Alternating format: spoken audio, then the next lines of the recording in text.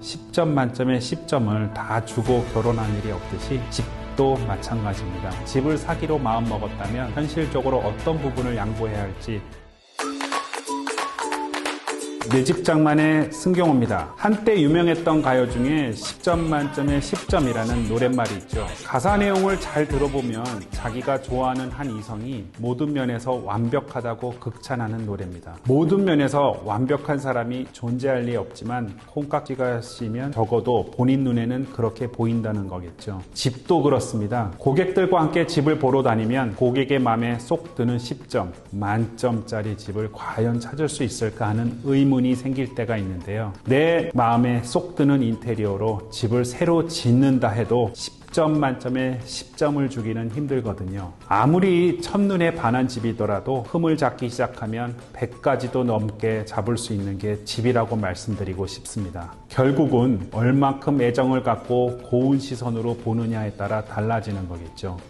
일륜지대사라는 면에서 저는 집 사는 것도 결혼과 비슷하다고 생각이 됩니다. 고객에게 이런 말씀을 드리면 대부분 공감이 간다고 합니다. 오늘 보고 온 집이 마음에는 드는데 혹시 더 나은 집이 있지 않을까 몇 주 쇼핑을 더 하다 보면 처음 봤던 집이 제일 낫더라고 말씀하시는 분들이 계세요. 그래서 다시 그 첫 번째 집에 오퍼를 쓰려고 하니 벌써 그 집은 다른 주인에게 가버리고 말았죠. 연애 결혼이라면 얘기가 좀 다를 수 있겠지만 결혼 전에 선을 여러 번 본 적이 있는 분들이라면 이런 비슷한 경험을 해보지 않았을까 하는 생각을 해봤습니다.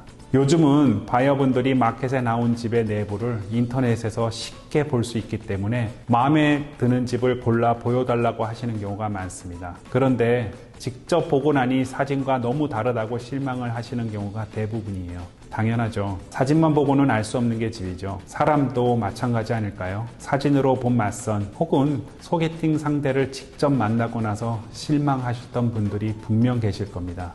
첫눈에 반한 상대와 결혼까지 하는 천운을 얻은 사람이 있는 것처럼 내 집을 찾는 행운도 마찬가지입니다. 집에 들어서는 순간 느껴지는 그 첫 느낌, 남이 보면 구석구석 흠 잡을 것 투성인데도 아, 이건 내 집이다 하는 느낌이 분명히 오는 집이 있거든요. 그때가 그 집과 사랑에 빠진 순간입니다.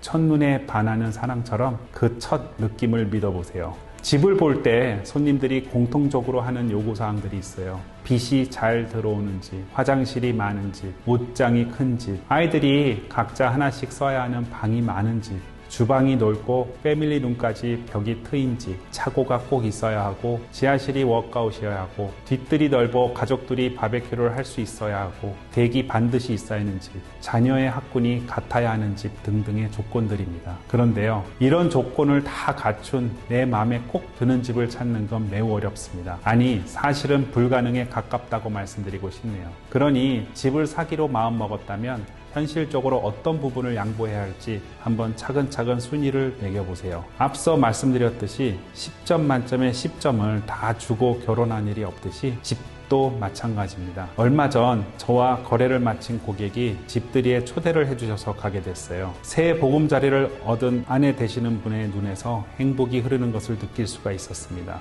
그런 눈빛을 보면 그 아내분의 행복감이 부동산 에이전트인 저에게도 고스란히 전달됩니다. 사실 그 고객이 그 집을 처음 봤을 때는 100% 흡족한 마음에 구입을 한 게 아니었거든요. 오랜 경험으로 다져진 부동산의 눈으로 꼼꼼히 짚어가며 그 정도면 충분히 투자 가치가 있다고 생각해 권해드린 집이었는데 결과는 대만족이었습니다.